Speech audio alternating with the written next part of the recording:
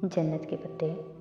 सफ़ीर बुरा नहीं है, वो मेरा और आयशे का बहुत ख्याल रखा करता था। वो बिल्कुल हमारे भाई जैसा है। भाई सिर्फ वही होता है जिसे अल्लाह ने भाई बनाया हो बहारे, और जिसे अल्लाह आपका भाई ना बनाए वो कभी भाई नहीं हो सकता।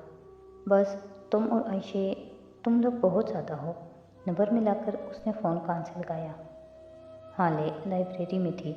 उसके कहने के मुताबिक वो फ़ौरन बाहर आई और सीधी सफ़ीर की तरफ गई। वो इसे पहचान गया था। होटल ग्रैंड पे वो इससे मिल चुका था। सफ़ीर ने उससे पाकिस्तानी एक्सचेंज स्टूडेंट का पूछा तो हाले ने बताया कि वो तो दोपहर की ट्रेन से अजमेर चली गई थी। किस स्टेशन से ये हाले नहीं जानती थी, लेकिन सफ़ीर ने उसे अपना नंबर दे दिया कि अगर हया के बारे में कुछ मालूम हो तो उसे ज़रूर आगाह करे। हाले ने उसकी पूरी तसल्ली और तशफ़ी करवाकर फ़ोन नंबर रख लिया, और वो एक बच्ची का भी पूछ रहा था जो ग़ालिबन यही है। डोंट टेल मी हया कि तुमने इसे अगवा किया है। सफ़ीर के जाने की तसल्ली कर लेने के बाद अब हाले उनके रूम में बैठी खुश होते हुए अपनी कारगुजारी बता रही थी। मैं अनातालिया की बहारे गुल हूँ, मुझे कोई अगवा नहीं कर सकता। बहारे बाकायदा बुरा मान गई थी। फिर हाले, कल तुम्हारा खुशकिस्मत दिन होगा या बदकिस्मत दिन? उसने बहारे को मुकम्मल तौर पर नज़रअंदाज करके अपनी पैकिंग समेटते हुए पूछा। सुबह वो गौरसल की बजाय हाले की कार में एयरपोर्ट पे जाना चाहती थी। कोई खबर नहीं कि सफ़ीर सुबह वापस आ जाए। खुशकिस्मत दिन, हाले ने हमेशा की तरह पुरखुलूस अंदाज में बताया। तुर्क और उनकी मेहमान नवाजी, वो वापस जाकर इन सब को बहुत मिस करेगी, वो जानती थी। सुबह मुँह अंधेरे हाले उन्हें लेने आ गई। उसने एहतियातन हाले को बताया था कि वो अनकरा जा रहे हैं, और ये कि वो लड़का बहारे का हमसाया है और इससे उससे कुछ तहफ़्फ़ुज़ात हैं। जब हाले चली गई तो उसने कप्पादोकिया के लिए 2 टिकट्स खरीद लिए। हया, बहारे ने उसके साथ चलते हुए उसके अबाया की आस्तीन ज़रा खींचकर उसे मुतवज्जे करना चाहा। हम उसे कप्पादोकिया में कैसे ढूंढेंगे? सुबह से वो कोई तीसरी मरतबा ये सवाल दोहरा रही थी।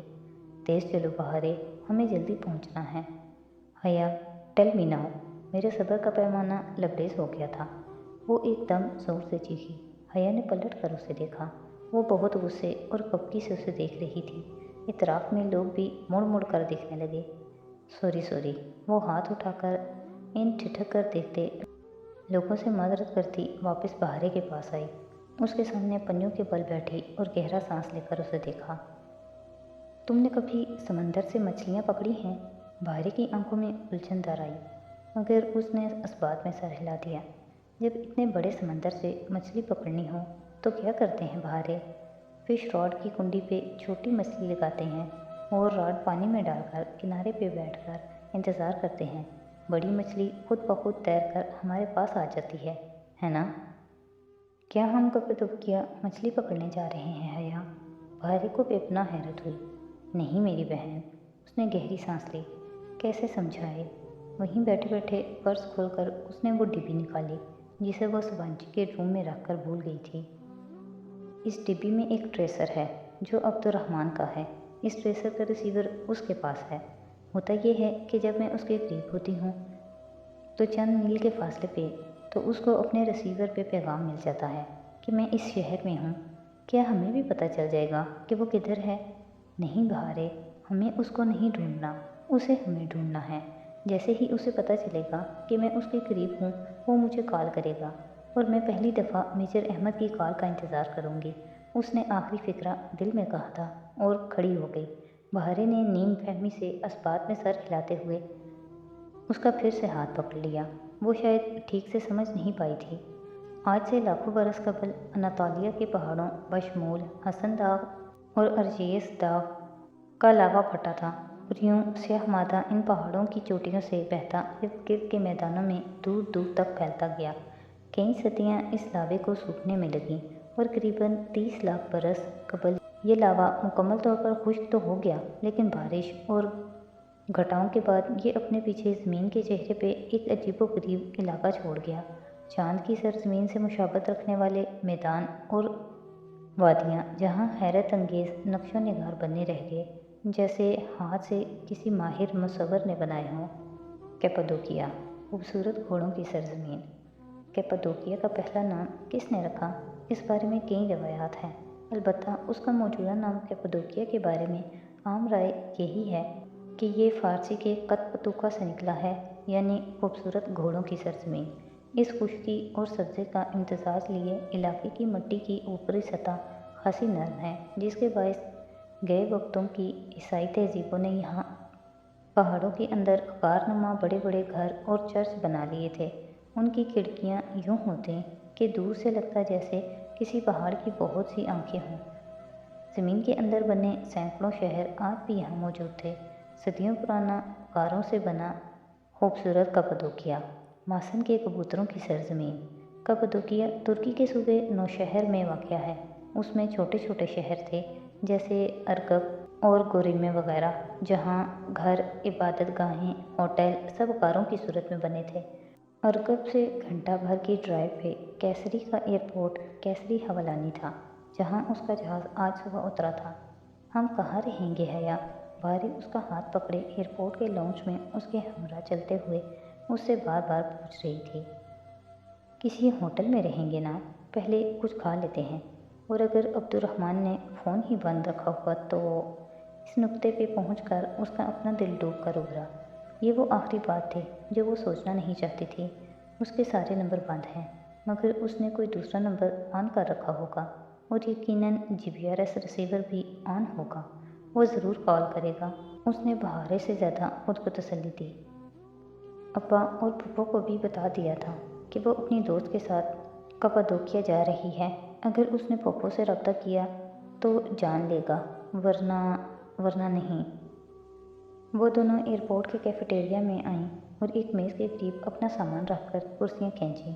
आसपास कम ही लोग थे, काउंटर साथ ही था, और इस्तकबालिये पर मौजूद लड़के के साथ 2-3 नौजवान लड़के खड़े हंसते हुए बातें कर रहे थे।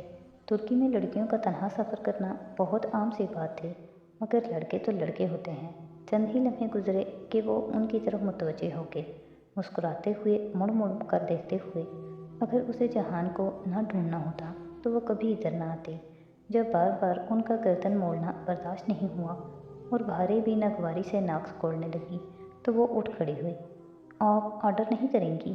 काउंटर वाले लड़के ने पहले तुर्क और फिर बहारे की इंग्लिश प्लीज़ कहने पे अंग्रेज़ी में यही बात दोहराई ताकि हया समझ सके। नहीं, हमें जाना है, वो कोफ्त से कहती अपना सामान उठाने लगी। पता नहीं अब आगे क्या करना था। हाले को बताया नहीं था, सो होटल्स के बारे में नहीं पूछ सकती थी। आपको होटल चाहिए तो मैं मदद कर सकता हूँ, एक लड़के ने दांत निकालते हुए पेशकश की। शुक्रिया, मेरे पास होटल है, वो रुखाई से कहकर बहारे का हाथ पकड़े पलटने ही लगी थी कि वो फिर बोला। कौन सा होटल? जितनी तेज़ी से उसने पूछा था उससे ज़्यादा तेज़ी से हया के लबों से निकला, ये ऊपर वाला। उसने बेसाख्ता जान छुड़ाने के लिए काउंटर पे रखे गाइड बुकलेट की तरफ इशारा किया, जहाँ पहले सफ़े पे 3 होटल्स की तस्वीर और मालूमात दर्ज थीं। इतने फासले से उसे होटल का नाम तो पढ़ा ही नहीं गया, मगर वो सब गैर इरादी तौर पे हुआ था। चारों लड़कों ने बेइख्तियार गाइड बुक के सफ़े को देखा, ऊपर वाले होटल की तस्वीर पे निगाह डाली और फिर बेसाख्ता काउंटर वाले के दांत अंदर हुए। टेक लगाकर खड़ा लड़का सीधा हुआ, दूसरे ने फ़ौरन जैसे शानों से कमीज़ की नादीदा सलवटें ठीक कीं। आप मौलूद पे के मेहमान हैं, पहले क्यों नहीं बताया? प्लीज़ बैठिए। काउंटर वाला लड़का गड़बड़ा कर वजाहत करता तेज़ी से बाहर आया था। हया ने रुक कर उनको देखा। बाकी तीनों लड़के सलाम झाड़कर फ़ौरन उधर से रफू चक्कर हो गए थे। मैंने मौलूद पे को अभी आधा घंटा पहले बाज़ार में देखा था, वो इधर ही हैं, मैं उन्हें फ़ोन करता हूँ। वो जल्दी से अपना मोबाइल निकाल कर नंबर डायल करने लगा। हया और बहारे ने एक दूसरे को देखा, फिर हया ने कुर्सी दोबारा खींच ली। मौलूद पे आ रहे हैं आपको लेने। फ़ोन बंद करके वो मुस्तैदी से मेन्यू कार्ड ले आया। आप ऑर्डर कर दें, मैं ले आता हूँ। उसके जाने के बाद बेचैन बैठी बहारे कुल ने उसका हाथ हिलाया। हया, मौलूद पे कौन है और हम उनके साथ क्यों जा रहे हैं? मुझे नहीं पता, मुझे कुछ सोचने दो। हम ऐसे ही उनके साथ नहीं चले जाएंगे। आयशा कुल कहती है अच्छी लड़कियां हर जगह। तुम 2 मिनट के लिए आयशा कुल का लेक्चर भूल नहीं सकती?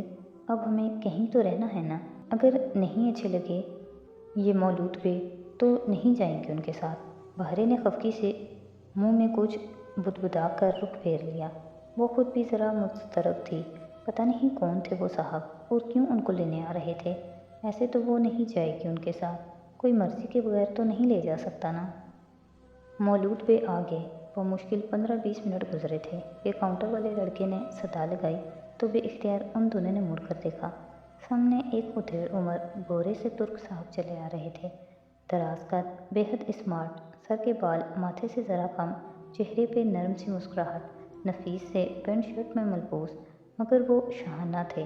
ایک قدرے پست قد آنٹی ان کے ایک طرف تھی، دوسری جانب ایک لمبا پتلا سا لڑکا 19-20 برس کا، اور اس کے ساتھ اسی عمر کی لڑکی جس کے بال کندھوں سے کافی نیچے تک آتے، سیاہ اور لہردار تھے۔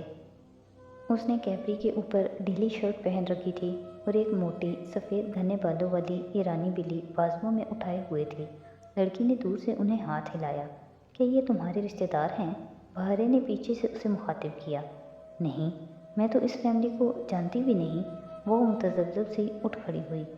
مرحبا، ہمیں دیر تو نہیں ہوئی؟ اگر پہلے پتہ ہوتا تو آپ کو اتنا انتظار نہ کرنا پڑتا۔ Really sorry. مولود پہ استقبالیہ مسکراہٹ کے ساتھ معذرت کر رہے تھے۔ ان کی مسز خوش دلی سے اسے ملنے کے لیے آگے ہوئیں۔ ترکوں کے مخصوص انداز میں باری باری گال ملا کر چوما اور الگ ہو گئیں۔ وہ قد میں حیا سے کافی چھوٹی تھیں۔ تم پہلے کال کر دیتی تو ہم جلدی آ جاتے۔ اور کوئی مسئلہ تو نہیں ہوا؟ اسے الگ ہو کر وہ افسوس سے کہنے لگی۔ میں سونا ہوں، یہ میری بیٹی پنار ہے، اور یہ فاتح ہمارے ساتھ کام کرتا ہے۔ میرا بیٹا گو خان آج کل انقرہ گیا ہوا ہے، ورنہ اس سے بھی ملاقات ہو جاتی۔ میں حیا ہوں۔ اس کی سمجھ میں نہیں آ رہا تھا کہ مزید کیا کہے۔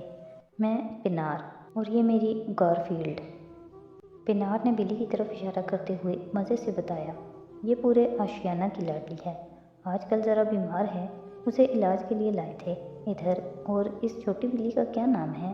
بات کے اختتام پہ پنار نے جھک کر بہارے کا گال چھوا، اور چھوٹی بلی کا پہلے تو تحیر سے منہ کھل گیا اور پھر بے اختیار شرمائی، یوں کہ رخسار گلابی پڑ گئے اور پلکیں جھپکائے بہت باریک اور نازک سی آواز میں بولی، اناتالیہ کی بہار گل۔